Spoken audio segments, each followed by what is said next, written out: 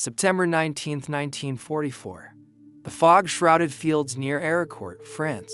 First Lieutenant Merwin Men of the 37th Tank Battalion gripped his Sherman turret rim as his gunner peered through the periscope, scanning the mist-covered terrain ahead.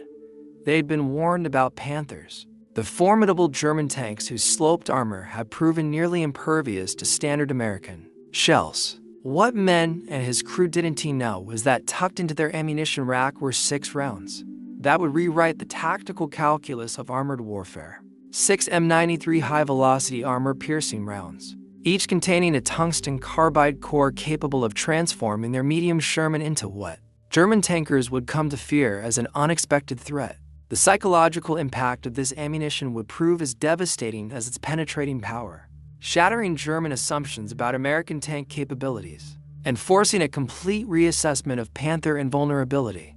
The story of how a specialized ammunition type altered the balance of armored warfare begins not on the battlefields of France, but in the testing grounds and industrial facilities of the United States, where metallurgists and ballistic engineers worked against time to solve a problem that threatened to undermine American armored operations in Europe. In early 1944, the United States Army faced a dilemma that military planners had failed to anticipate. The M4 Sherman tank, backbone of American armored divisions, was encountering German tanks it could not reliably defeat from the front. The Panther, Germany's answer to the Soviet T-34, combined a powerful 75mm high-velocity gun with an 80mm glacis plate sloped at 55, creating an effective thickness of approximately 140mm. That proved nearly impenetrable to American tank guns. American intelligence had underestimated both the quantity and quality of Panthers that would be deployed. By June 1944, when Allied forces landed in Normandy, 38% of German tanks in the theater were Panthers. Not the handful predicted, but hundreds of these advanced medium tanks, often crewed by inexperienced soldiers but protected by armor that conventional American tank guns could not penetrate frontally. The 75mm M3 gun that armed most Shermans in Normandy could not penetrate a Panther's frontal armor at any range. The round would simply bounce off the sloped glacis plate, leaving the Sherman crew vulnerable to return fire from the Panther's powerful gun, which could destroy a Sherman from over 2,000 meters. Even the improved 76mm M1 gun, which began reaching units in July 1944, struggled against Panther armor. Using standard M60 to armor-piercing capped rounds, the 76mm could penetrate 109mm of armor at 1,000 meters at zero obliquity. This was sufficient against the Panzer IV and many German assault guns, but the Panther's sloped frontal armor remained effectively immune. The 76mm could penetrate the Panther's gun mantlet, but only at extremely close range, typically under 100 meters, a distance at which the Panther's advantages in firepower made engagement suicidal. The problem was not the gun itself, but the ammunition it fired. The deployment of the 76mm gun itself had been a saga of bureaucratic hesitation and belated recognition. The first M for Shermans mounting the 76mm M1 gun rolled off production lines in January 1944. By early July 1944, field reports from Normandy painted a grim picture. On July 2nd, complaints about the 75mm gun's ineffectiveness against German armor reached General Dwight Eisenhower. His response, documented in multiple historical accounts, captured command-level frustration. "You mean our 76 won't knock these Panthers out? Why? I thought it was going to be the wonder gun of the war." The full quote, as recorded by witnesses, continued with stronger language, expressing his anger that ordnance had assured him the 76mm would take care of anything the Germans had. A board convened on July 12, 1944, determined officially what tank crews already knew from bitter experience. Standard American weapons could not defeat Panthers frontally. General Omar Bradley immediately ordered the 76mm Shermans rush from Britain to the front.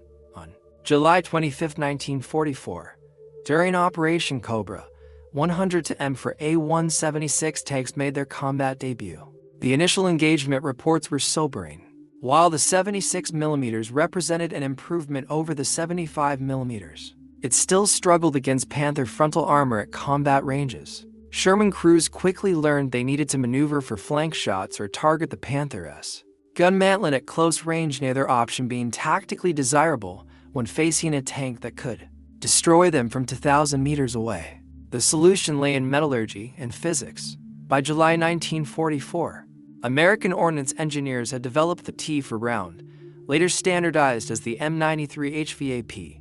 High-velocity armor-piercing ammunition represented a fundamental departure from conventional armor-piercing design. The projectile consisted of a tungsten carbide core, one of the hardest materials available, surrounded by a lightweight aluminum body and ballistic windshield. This design concentrated the projectile's kinetic energy into a smaller, denser penetrator while reducing overall weight. The result was dramatic. The M93 round achieved a muzzle velocity of 1,036 meters per second compared to 792 meters per second for the standard M62 round. This 244 meters per second velocity increase translated directly into penetrating power. At 1,000 yards, approximately 914 meters, the HVAP round could penetrate 160 millimeters of armor at 10 obliquity, according to official War Department testing data, against the Panther's gun mantlet, with its curved 100 millimeters thick cast steel on early OSF. D and A variants later increased to 120 millimeters on the AUSF. G. This meant reliable penetration at ranges up to 1,000 meters instead of point-blank distance. The mantlet suddenly became a viable target for Sherman crews, who had previously been forced to attempt desperate flank attacks or retreat. But the development of HVAP represented only half the solution. Production was another matter entirely.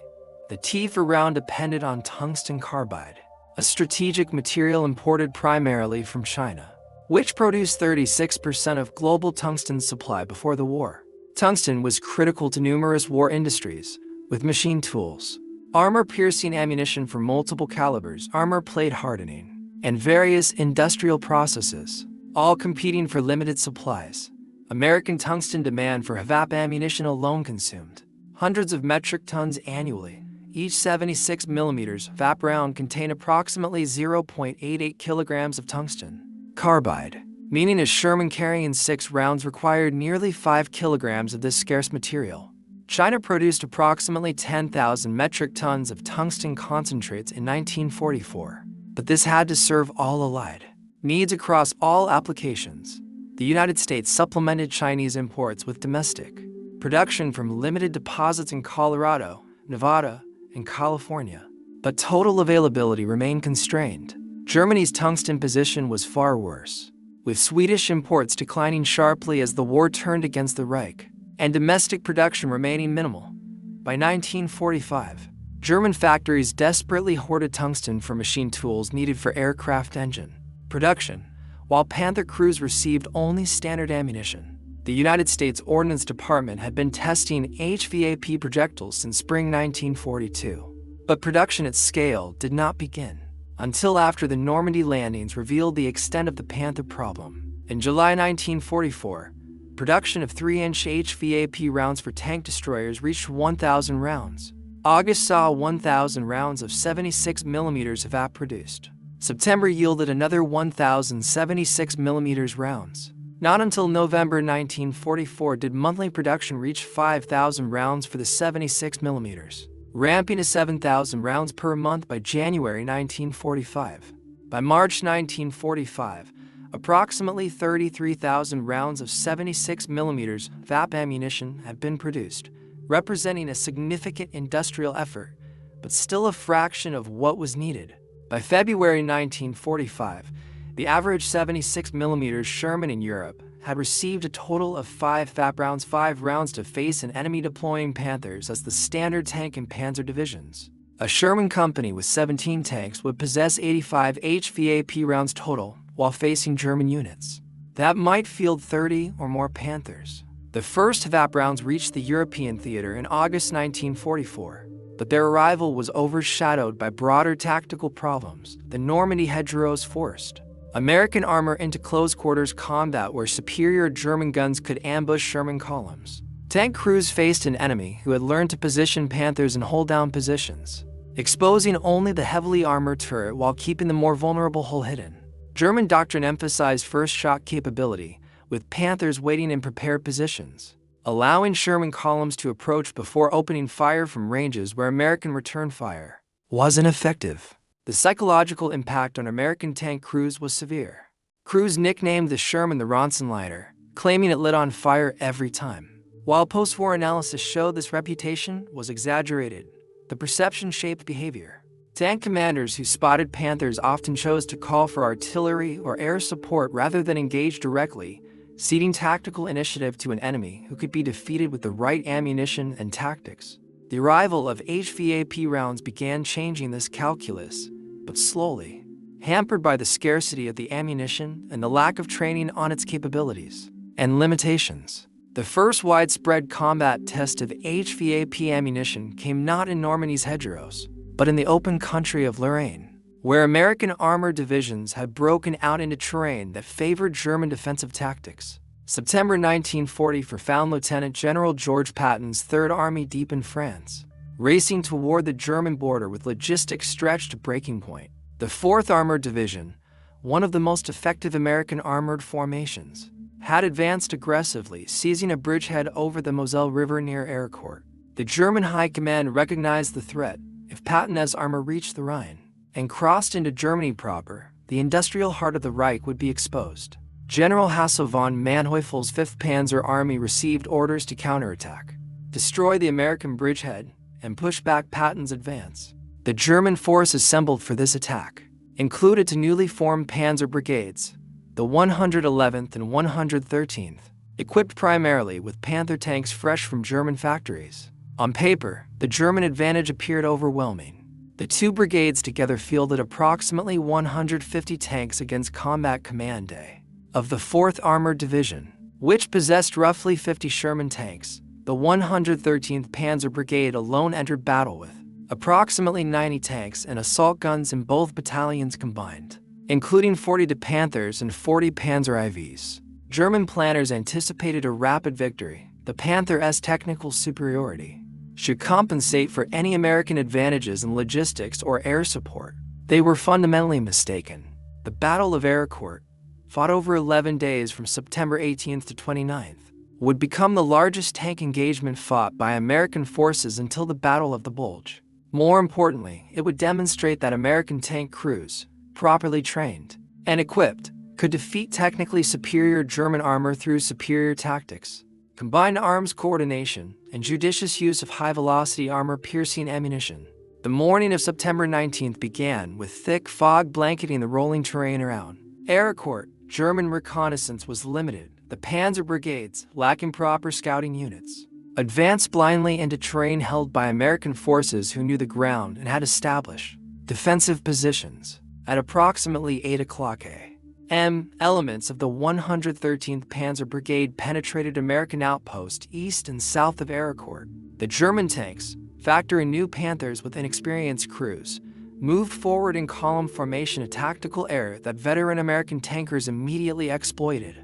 Captain Kenneth R. Lamison C. Company, 37th Tank Battalion, held positions along key approaches to Ericourt. His Sherman crews had been briefed on the HVAP rounds in their ammunition racks, 6 rounds per tank. Use them wisely, the briefing had emphasized, against Panther turrets or mantlets at ranges where velocity remained sufficient for penetration. The fog that hindered German reconnaissance now worked in favor of American defenders. A section of Lamison's Shermans occupied positions south of the village when the first Panther materialized from the mist, barely 75 meters away. At this range, the Panther's superior long-range gunnery meant nothing. The American gunner fired instantly. The HVAP round, traveling at over 1,000 meters per second, struck the Panther's gun mantlet. The tungsten carbide core punched through the curved cast steel and detonated the ammunition. Stored directly beneath the gun breech, the Panther exploded, its turret lifting slightly from the force of the secondary detonation. 2 more Panthers emerged from the fog in quick succession. Both were destroyed within seconds, their crews having no time to effectively return fire in the limited visibility. The remaining German tanks turned away. Crews, shocked by the sudden loss of 3 Panzers to what they had been told were inferior American tanks. Throughout the morning of September 19th, similar engagements erupted across the Ericourt sector. American tanks, using the fog as concealment, engaged Panthers at ranges where HVAP rounds were most effective. The German tactical deployment proved disastrous, advancing in column without proper reconnaissance. Panther crews repeatedly exposed their thinner side armor to American flanking fire. Near Iraqord's command post, a platoon of M18 Hellcat tank destroyers, also equipped with 76mm guns and HVAP ammunition, engaged German armor at close range. The fast-moving tank destroyers proved devastatingly effective in the close range, fog-shrouded combat. By noon, as the fog lifted, American forward artillery observers could coordinate fire with defending tank companies. P-47 Thunderbolt fighter bombers of the 405th Fighter Group arrived overhead, diving through gaps in the cloud to strike German armor with rockets and machine guns. The combination of American advantages became clear. While the Panther possessed superior armor and firepower as an individual weapon system, American forces employed combined arms tactics as standard doctrine. German tanks advanced without adequate artillery support, without air cover, without infantry to clear American defensive positions. American forces coordinated armor with artillery, air power, infantry, and tank destroyers in an integrated system that overwhelmed German technical advantages. When Panthers encountered these prepared defenses, they were destroyed piecemeal despite their superior capabilities. The HVAP ammunition did not make Sherman tanks equal to Panthers in technical specifications. But warfare is not conducted according to technical specifications alone. Tanks are destroyed by crews who exploit vulnerabilities under combat conditions.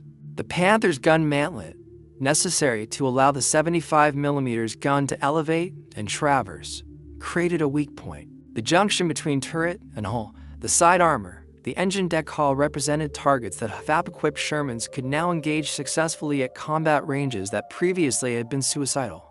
More devastating to German morale was the psychological impact of discovering their armor was no longer invulnerable. Panther crews had been trained to believe their tanks could not be penetrated frontally by American fire. Intelligence briefings emphasized the Sherman's inadequate firepower. Crews were told that as long as they kept the front toward the enemy, they were safe. The first Panther commanders to watch Sherman rounds punch through their mantlets and detonate ready ammunition learned otherwise. Survivors of such encounters carried that knowledge back to their units, spreading awareness that American tanks now possessed ammunition capable of defeating Panthers. By the afternoon of September 19th, German tank commanders were reporting to headquarters that American Shermans possessed new, more powerful ammunition. The reports were confused and contradictory. Some claimed the Americans had secretly deployed tank destroyers with 90mm guns. Others suggested the British had provided 17-pounder Firefly tanks to American units. The truth that American industry had developed specialized ammunition that partially negated the Panther's armor advantage was more troubling to German planners than any of these theories. It meant that American industrial capacity could respond to tactical problems faster than German industry could counter them. The fighting continued through September 22nd. When the major German offensive efforts finally stalled, American forces had destroyed or disabled approximately 86 German tanks and assault guns. American losses stood at 25 Sherman tanks and 7 tank destroyers. The kill ratio heavily favored the Americans despite their technical disadvantage in individual tank performance. The Battle of Aricourt represented not just a tactical victory, but a psychological watershed. American tank crews learned that they could defeat Panthers without waiting for specialized tank destroyers or overwhelming air support. German crews lost the psychological security of believing in absolute frontal invulnerability. The German perspective on Aricourt was one of confusion and bitter recrimination. The 113th Panzer Brigade, which had entered battle with approximately 90 tanks and assault guns, could muster fewer than 20 operational vehicles by September 29th. German after-action reports struggled to explain the defeat. The technical superiority of the Panther was undeniable on paper. How had inexperienced crews and newly produced tanks been defeated so comprehensively? The answers lay partly in training and experience. The Panzer Brigade crews had minimal training, often arriving at the front with only weeks of instruction. American tank crews in the 4th Armored Division were veterans who had fought across France, understood combined arms warfare, and had learned to read terrain for tactical advantage. But training alone did not fully explain Panther losses, particularly the penetrations that should not have been possible with standard American ammunition. German intelligence officers examining destroyed Panthers found entry holes smaller than expected, suggesting a subcaliber projectile. Examination of unexploded rounds recovered near disabled tanks revealed the truth. The Americans had deployed tungsten cord ammunition. This discovery had profound strategic implications.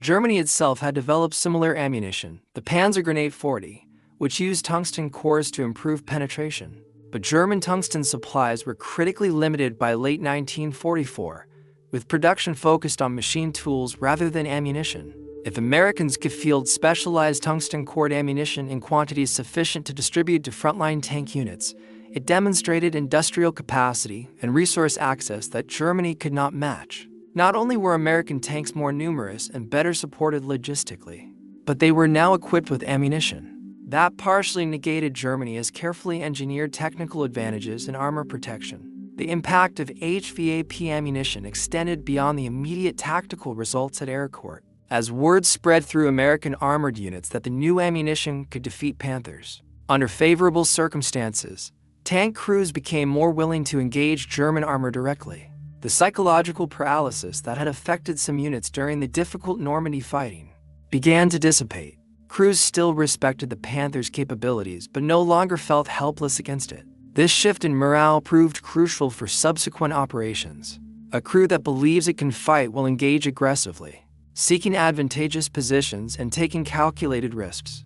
A crew that believes it is outmatched will hesitate, ceding initiative to the enemy. HVAP ammunition, though in critically short supply, provided American tankers with a weapon that allowed them to fight Panthers on more equal terms. Even crews that had never fired an HVAP round benefited psychologically from knowing the ammunition existed and might be available when most needed.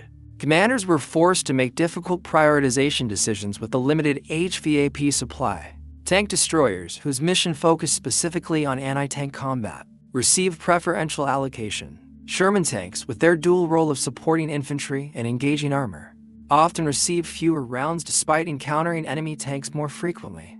This created operational tension between tactical needs and supply realities. The allocation system, managed at multiple command levels from Army down to battalion, resulted in inefficiencies. Some units received more HVAP than they could immediately use, while others exhausted their supply within days and received no resupply despite urgent request. When German forces launched their surprise offensive in the Ardennes in December 1944, American tank units faced renewed intense pressure.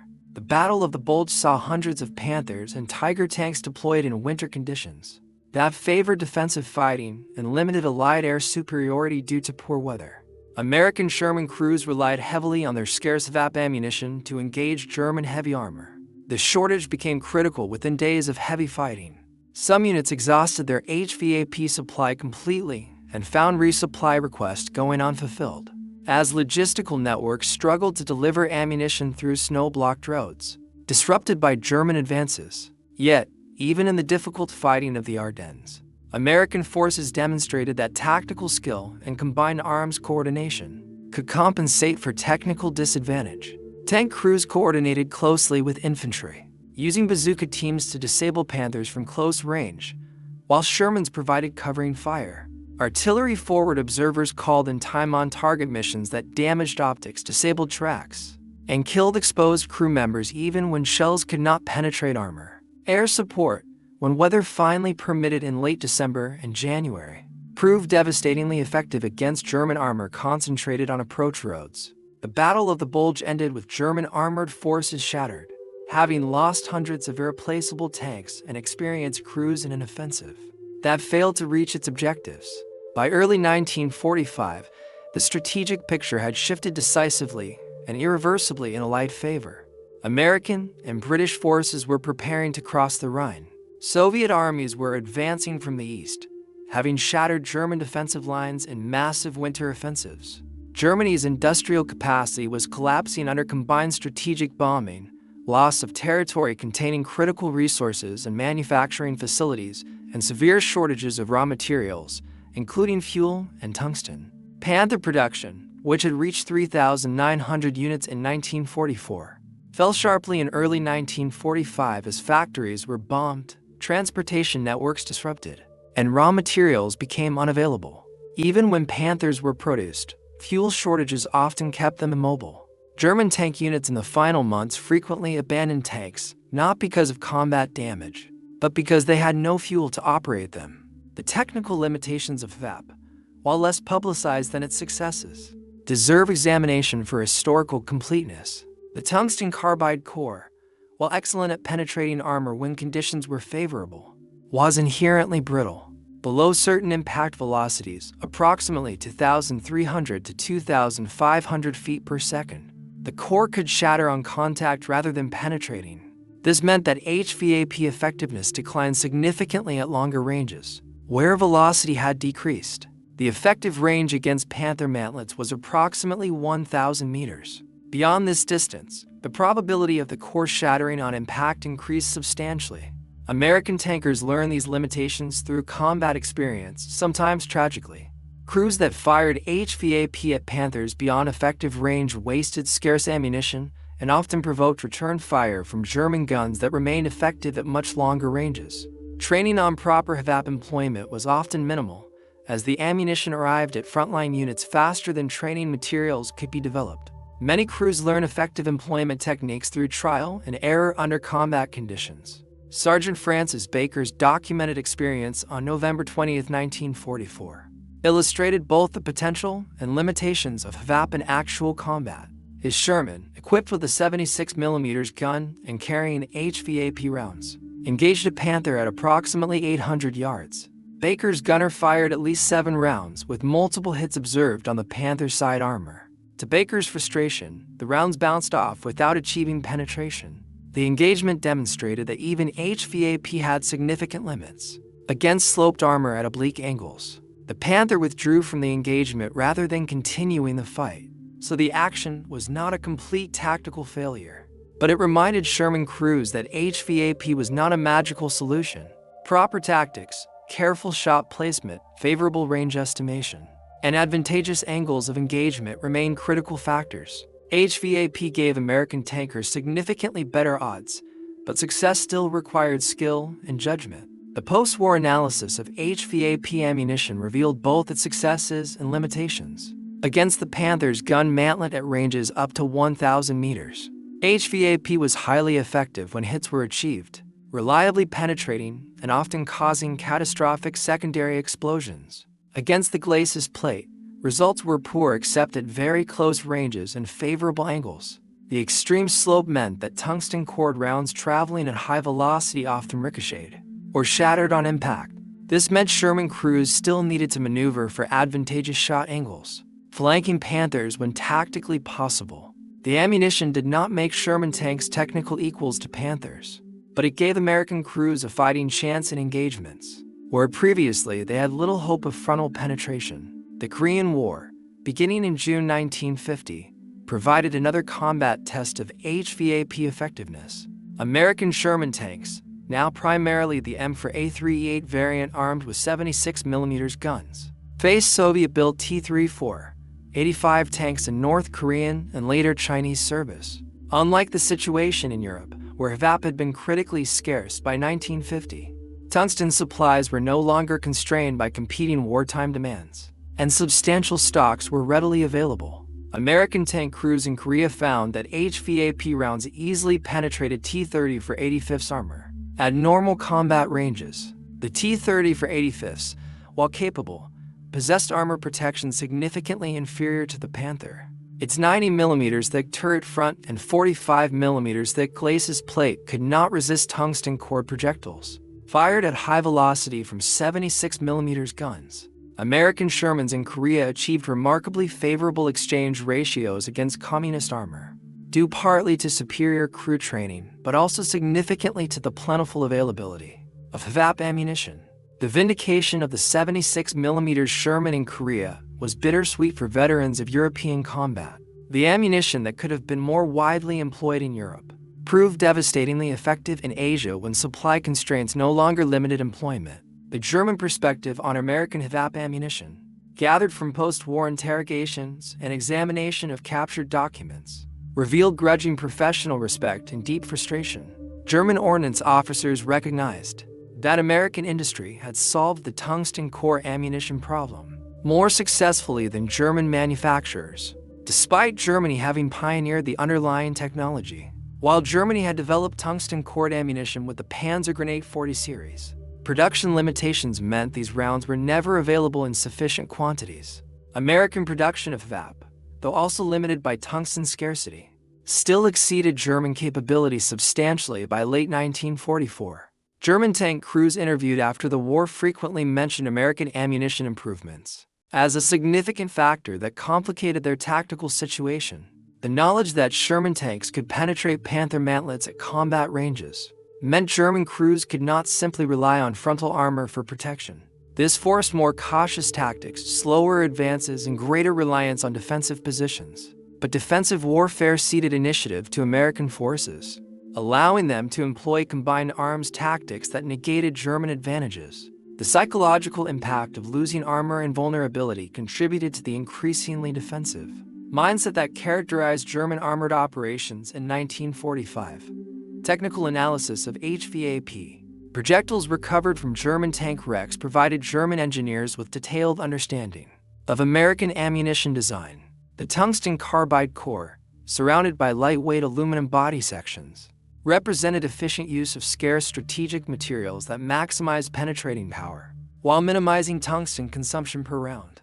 The lightweight carrier body allowed higher velocities without excessive barrel wear, while the dense tungsten core retained kinetic energy over distance, far better than steel penetrators. German engineers recognized these advantages, but lacked the industrial capacity and material resources to respond with similar developments. By late 1944, German tank and ammunition production focused entirely on maintaining output of existing designs, rather than developing new ammunition types. The Panther SKWK 40-75mm gun already possessed excellent penetrating power, with standard ammunition against Allied tanks, so developing improved German rounds was not the critical priority. Developing new ammunition would require tungsten Germany could not spare, and retooling that factories struggling under air attack could not accommodate. German tanks in the final year fought with ammunition designs dating to 1942 and 1943, while American ammunition continued improving.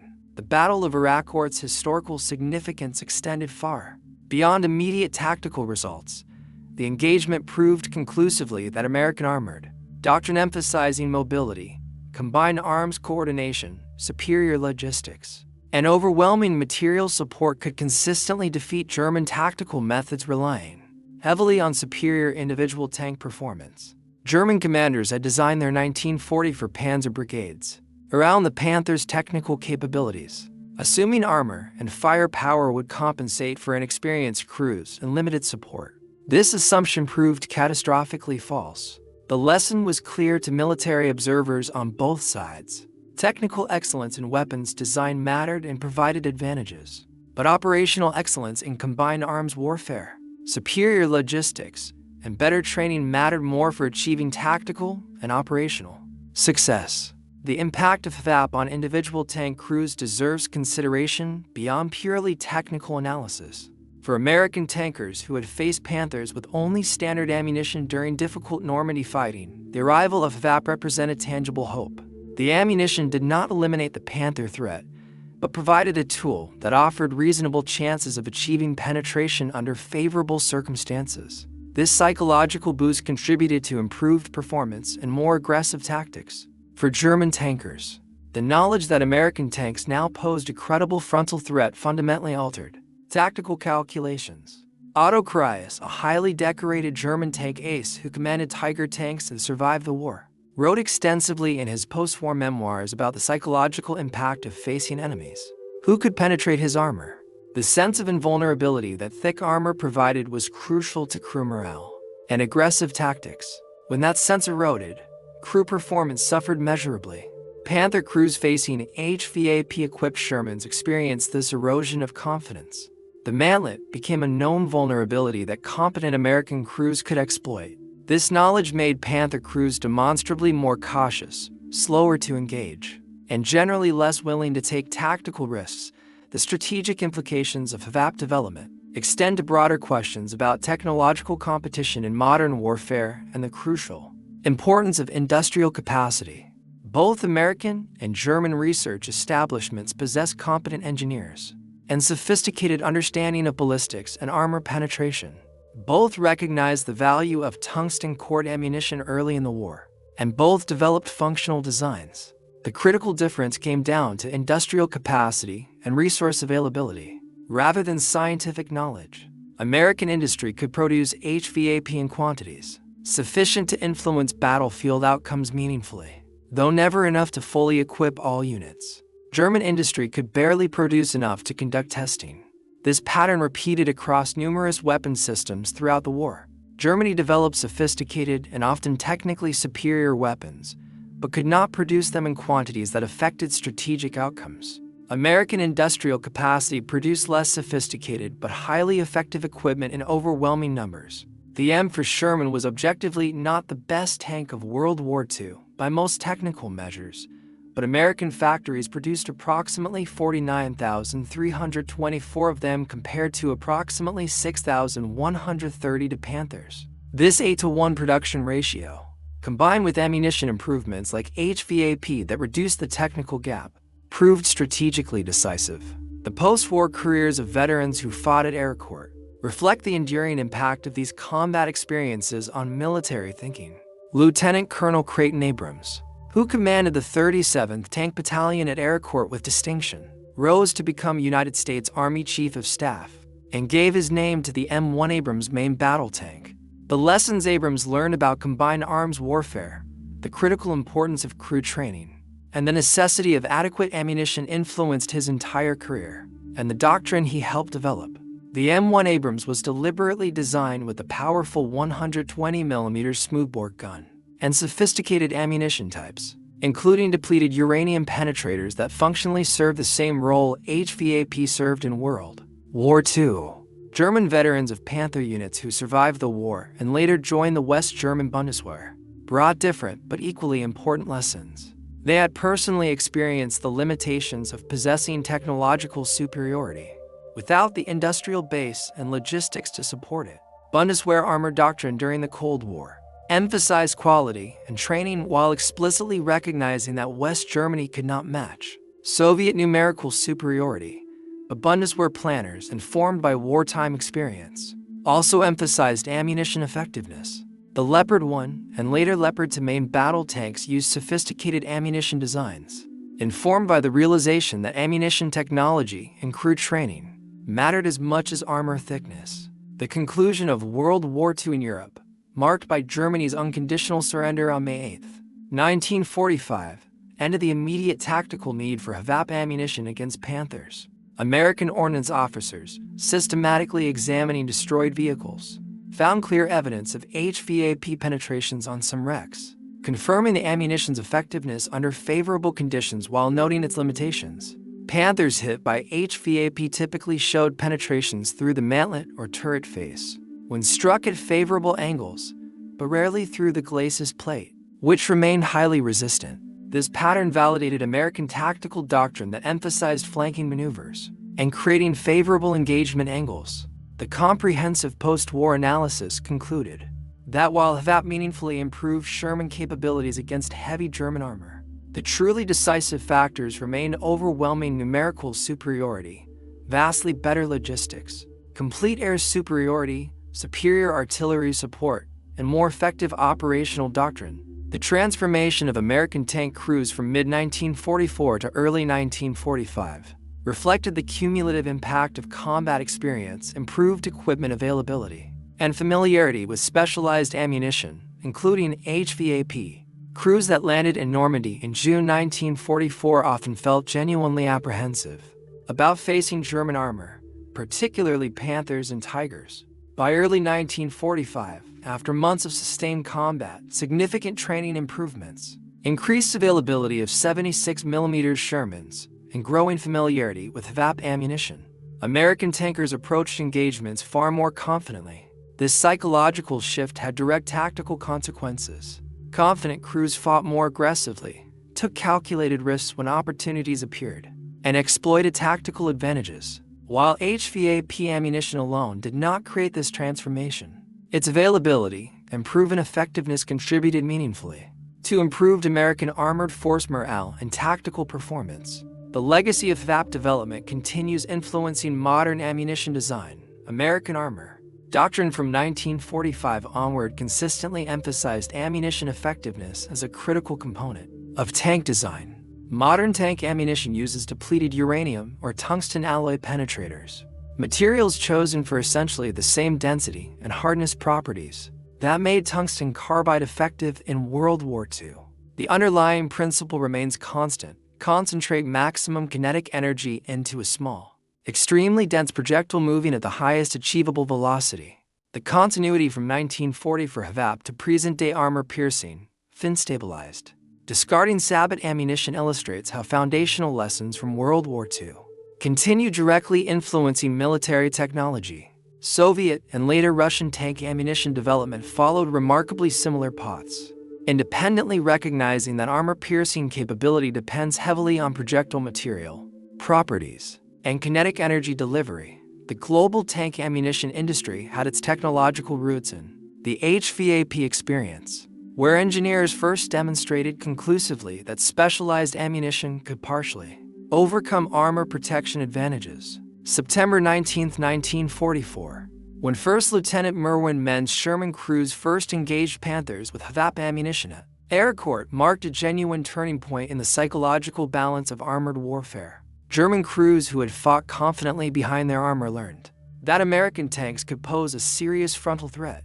American crews who had felt outmatched gained meaningful confidence from knowing they possessed ammunition that could defeat Panthers under favorable circumstances. This shift in tactical psychology, enabled by tungsten-cored ammunition produced in American factories, influenced every subsequent armored engagement of the European War. HVAP ammunition, though never available in desired quantities, provided enough improved capability to transform American tank crews from uncertain defenders into confident attackers willing to engage German armor directly. The crews who fired those first HVAP rounds in combat, watching tungsten cores punch through armor that had seemed invincible, demonstrated that industrial capacity and materials science applied intelligently to urgent tactical problems could overcome seemingly insurmountable technical disadvantages.